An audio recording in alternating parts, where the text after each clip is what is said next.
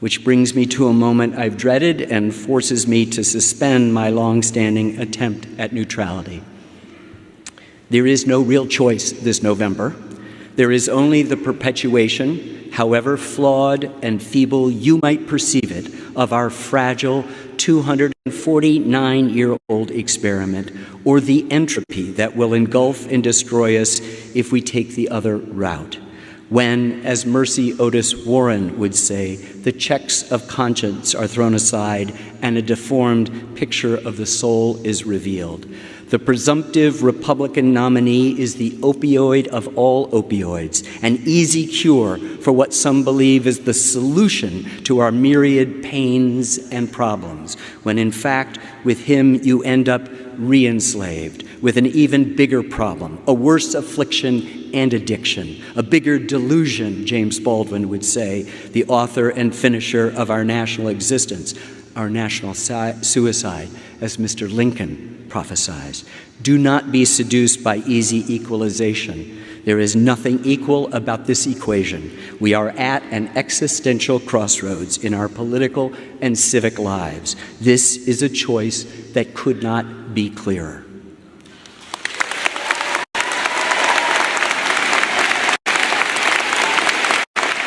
That was legendary filmmaker Ken Burns speaking at Brandeis University, delivering a commencement speech and taking some time, as you saw there, to address the existential nature of this election in November and calling out Trump and how this is not politics as usual. This is not your normal political moment and a time where you can sort of detach from the importance of politics. This is a moment where everything's on the line. And in this segment, I want to look at a few different clips of other well-known individuals speaking about this election and talk about, as we have in the past, the responsibility that we feel or the obligation that we feel, especially influential people have in speaking out about this election. Because every day we go through, and I'll try to prevent myself from going through all of the details again because we've done it so many times past, it can feel redundant, but all the ways this election is so existential, in particular, the threat to democracy is posed, right? Not to mention rights being on the line, all this stuff. But with that sort of situation, the stakes as they stand, it doesn't make sense to say, oh, well, I don't speak on politics if you have influence. It really doesn't. Now, you, of course, have the right to choose not to, or you might not feel informed enough or motivated enough to go out there and use your platform that way. But I admire so much people like Ken Burns, Robert De Niro as well, we'll look at in this segment, who are choosing to do something that can get them backlash, that can hurt their career, and understanding we have nothing. All these careers would be meaningless if American democracy were to crumble, if the instability we know could come from a second Trump term were to materialize, then all of these other considerations no longer matter. And so that's why the fate of American democracy has to be put first, and that's what Ken Burns is doing by saying what he said there. This reminded me of, so I'll play this before going any further, former chairman of the Joint Chiefs of Staff General Mark Milley, who served under both Trump and Biden at his retirement ceremony, saying this. To a country. We don't take an oath to a tribe. We don't take an oath to a religion. We don't take an oath to a king or a queen or to a tyrant or a dictator. And we don't take an oath to a wannabe dictator. We don't take an oath to an individual. I'm going to quickly pause your viewing of this video to ask you to subscribe to this YouTube channel if you want to help us continue to grow. Click that subscribe button. It's free, it's easy, but it's very helpful. We take an oath to the Constitution, and we take an oath to the idea that it's America, and we're willing to die to protect it. Every soldier, sailor, airman, Marine, Guardian, and Coast Guardsman, each of us commits our very life to protect and defend that document, regardless of personal price. So, of course, because of his role as a military leader, now former military leader, he can't say Trump's name directly, but saying that we don't take an oath to a wannabe dictator is a very particular phrase, and we've seen the other ways that criticism is levied the way of Trump by General Mark Milley in a way that's just alluding to that criticism, not necessarily directly saying it, again, because of the wall that's supposed to be between the military and politics. But they're choosing to say something that immediately kind of was already in the bad graces of MAGA, but immediately puts him in the bad graces of MAGA and is going to get him threats and all of that. And same thing with Ken Burns. And having the courage to say what is in favor of our country and the continuation of our constitutional process, even understanding the backlash that can come of that, is something to be admired. Now, before getting to another example of a celebrity doing what I think is really good to do before November, here's Dwayne "The Rock" Johnson saying something we talked about previously, which is the opposite approach to this decision. You made that endorsement in 2020. Are you happy with the state of America? Am I happy with the state of America right now? Well, that answer is no. Do I believe we're going to get better? I believe in that. I'm an optimistic guy, and I believe we can get better. The endorsement that I made years ago with Biden was one I thought was the best decision for me at that time. And I thought back then, when we talk about, hey, I'm in this position where I have some influence, and it's my job then. I felt like that then. It's my job now to exercise my influence and share with this is who I'm going to endorse. Am I going to do that again this year? That answer is no. So, again, you can never say that someone is somehow being morally horrible when you know he's thinking about and considering his family and their safety and all that. And it really can get horrible for you and your family when you, as a prominent person, speak out against Trump. We've heard of all these examples of that happening. And so that could be part of what he's considering. But I think a lot of it, too, is career stuff. And he's selling a lot of products, and he appears in movies that lots of people of different political persuasions enjoy, and the sort of association with the pro wrestling and all that. And on the career front, it's not a great move to alienate the supporters of Donald Trump.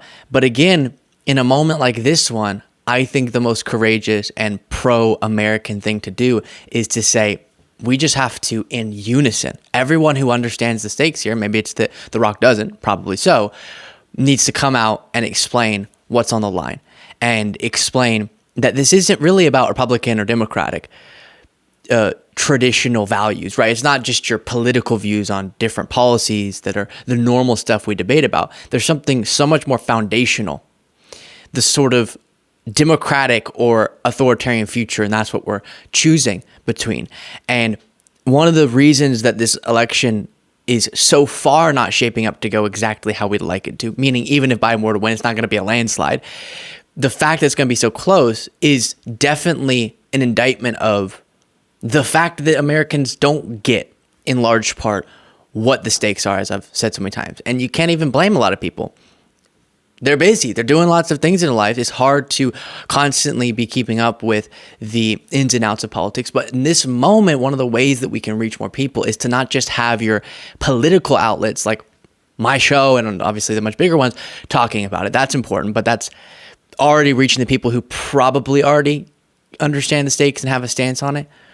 But instead, all people in all different spaces with all different types of platforms, not just the explicitly political ones, because then people who wouldn't have been reached before could be reached. And so I think if people like Ken Burns, people like Mark Milley in the capacity that he can, if Dwayne "The Rock" Johnson would, and then Robert De Niro, Taylor Swift, and many others, if all of these people would come out and enforce and explain to their fans why this election is not normal, it's not conservative, liberal, it's democracy, autocracy. That's what we're talking about. And again, if you're new to the channel and you're thinking, this sounds a little bit hyperbolic, I've done hours and hours and hours and hours of coverage going through in a very rational way why it is that that's what we're talking about this election. It's not at all hyperbole.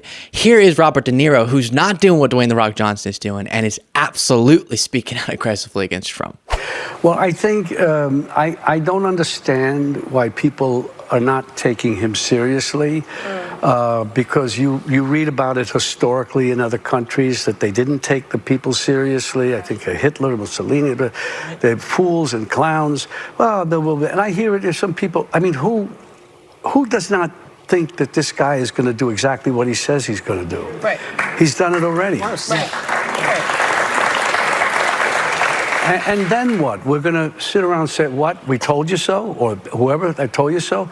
It's going to happen. If he gets elected, it's going to change this country for everybody. And they might think that it's going to make their life better, or they just want to, excuse my French, literally.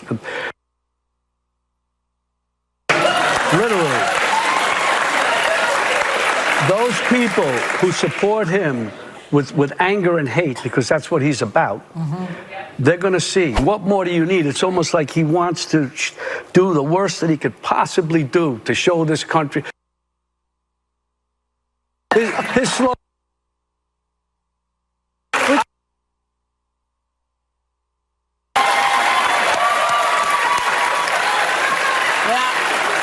Yeah, and he does so in a very unique fashion, as you can tell there. And I'll remind people, as I've said before, I understand, I really do. Even though my world is so consumed by politics, it is sometimes difficult for me to understand and imagine that not being the case. But I know that it's not for so many people.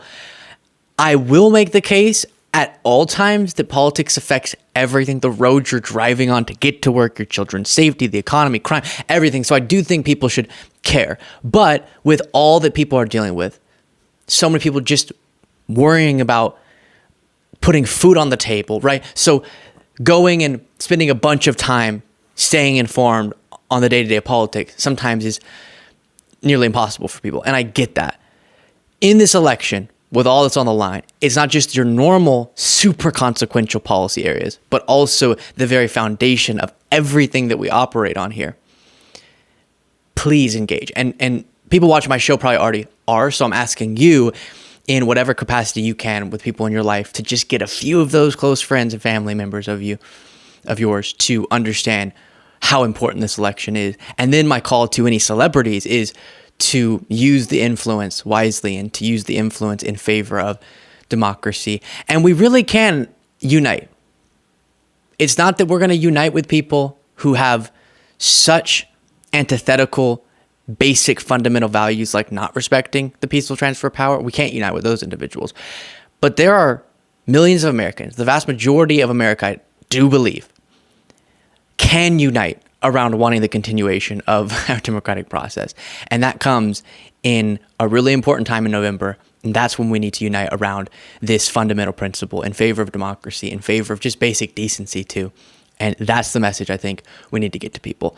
Please let me know what you thought of all that in the comments, and give me your thoughts on the celebrities who are speaking out, what you think of them, and those who aren't. Maybe name someone you think that should.